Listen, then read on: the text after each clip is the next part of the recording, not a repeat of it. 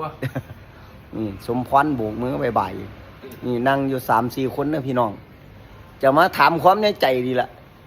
ระหว่าง4 คนนี่จะมาถามว่าเอาผู้ใดเก่งกว่าเมียเอานี่คำถามนี่ บอกผู้ใดเก่งกว่าเมียเดี๋ยวนี้ เว้ยมีเบิดละนั่นบักนั่นว่าบ่มีบักสมพรว่าบ่มีสมพรบ่ายๆไปแล้วว่าบ่มีไอ้ตุกจะว่ามีบ่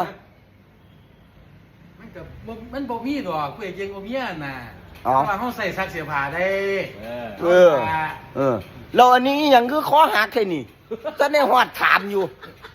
นี่ฮะ โอ้ก็หักเมียบัวเมีย เอาบ่ได้เกี่ยวว่าถามว่าฮักบ่ฮักนั่งอยู่นี่ฮักเมียเบิดล่ะฮักเบิดทุกคนนั่นล่ะใครเก่งกว่าเมียนี่เอา4 คน บ่เก่งไก่ อันนั้นบ่เก่งอันนั้นเก่งบ่นั่น เอาผู้ถามเนี่ยเอาผู้ถามว่า เอาผู้ถาม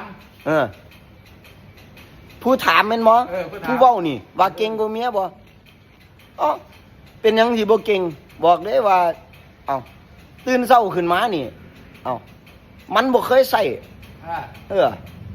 มันบ่เคยปลุกให้ตื่นพร้อมพุ่นแหละอยากตื่นยามใดก็ตื่นไปมาฐาน นี่คือเก่งกว่าเมีย เฮ้ยนี่ของแท้